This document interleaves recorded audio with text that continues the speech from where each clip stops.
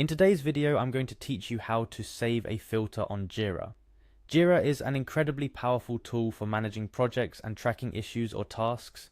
A common task you might find yourself doing is filtering issues to see only those that are relevant to your needs at any given time.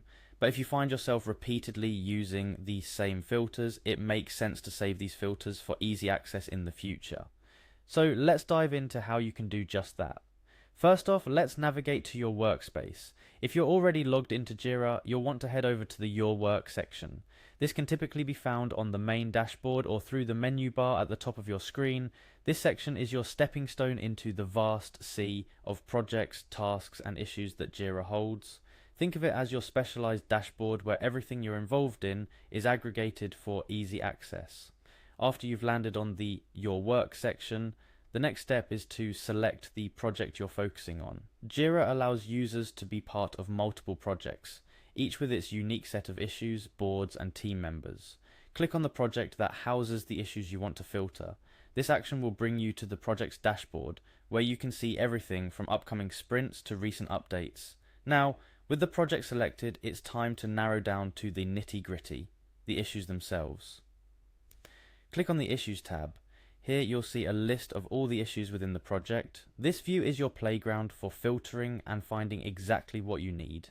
Think of it as sifting through a treasure chest to find the jewels, or in this case, the tasks that you need to focus on. Inside the Issues tab, we start the actual filtering process.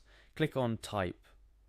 To filter issues by their type, types can range from bugs, stories, tasks, and more depending on how your Jira is set up. This filter allows you to focus on the kind of work you're looking for, be it fixing defects, working on new features, or maybe just general tasks. Following the type filter, the next step is to click on Status. Status filters let you see issues based on where they stand in the workflow, want to see only the tasks that are in progress, or maybe you're interested in the ones that have been completed. This filter helps you narrow down the list to match your current interest. Lastly, click on Assignee.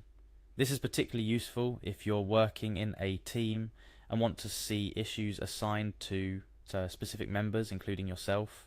It's a great way to focus on workload distribution or catch up on updates related to tasks assigned to you or your colleagues.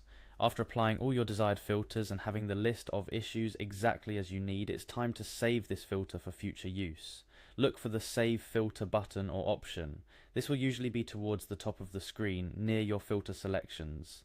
Saving your filter means you can quickly access this specific set of issues without having to set up the filters again next time.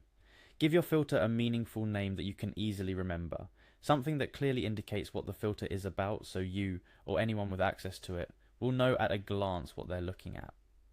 And there you have it. That's how you save a filter on Jira. Simple, right? Saving filters can significantly streamline your workflow, especially when dealing with large projects with hundreds or even thousands of issues. Plus, you can share these saved filters with your team, improving collaboration and focus across your projects. Remember, the more efficiently you can navigate and manage your tasks in Jira, the more time you can spend on the work that truly matters. Saving filters is just one of the many features Jira offers to enhance your project management experience. So go ahead, give it a try, and see how it transforms your daily workflow. Thanks for watching, and be sure to tune in for more tips and tricks on making the most out of Jira.